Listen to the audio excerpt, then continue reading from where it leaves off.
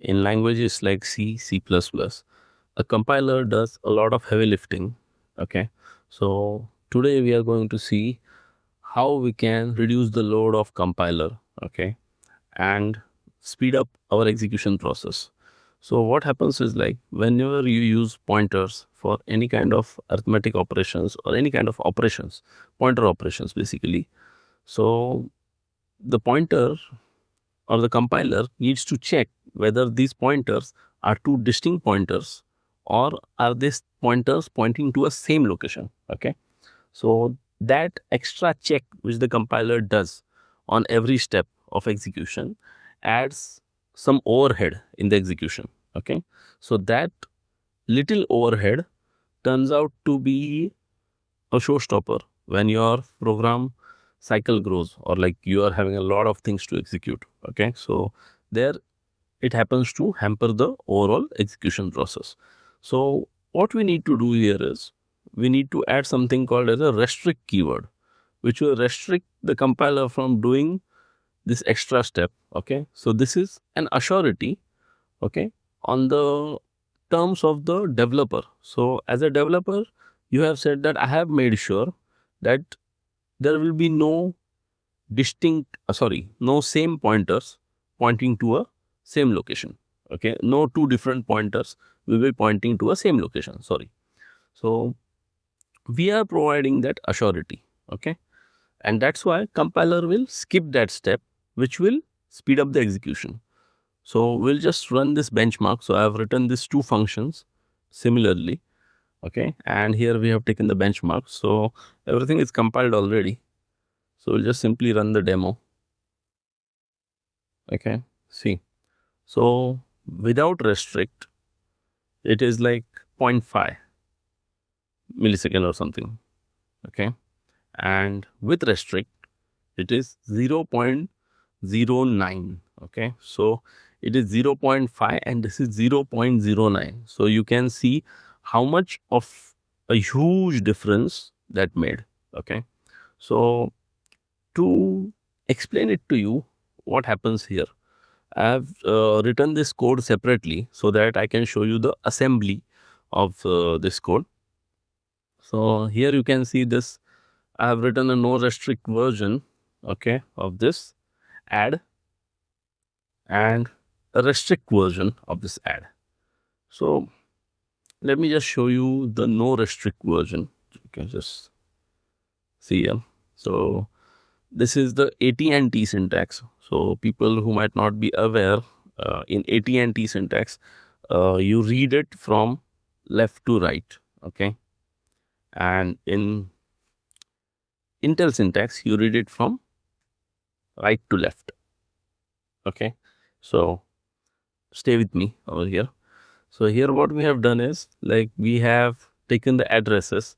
Okay. So this is your function add. So here it is taking the parameters over here. And if you can see over here, it has taken this parameter, then it has taken another parameter, and here it is subtracting those two and seeing whether the difference is 24. Okay.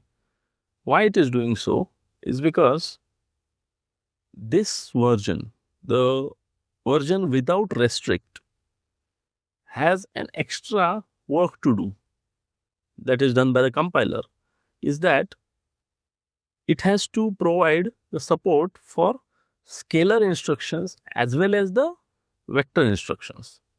Okay. So what do you mean by scalar instructions? So scalar instructions will accept like values one by one. Okay. So you will not be using something called a SIMD instruction, single instruction, multiple data, which could be used over in this case because this was having like in form of arrays or that sort of a thing. Okay. So that kind of optimization compiler does have in place. Okay. But still it is not used over here. So what it does is it is simply checking whether they are in bounds or they are overlapping regions are there or not.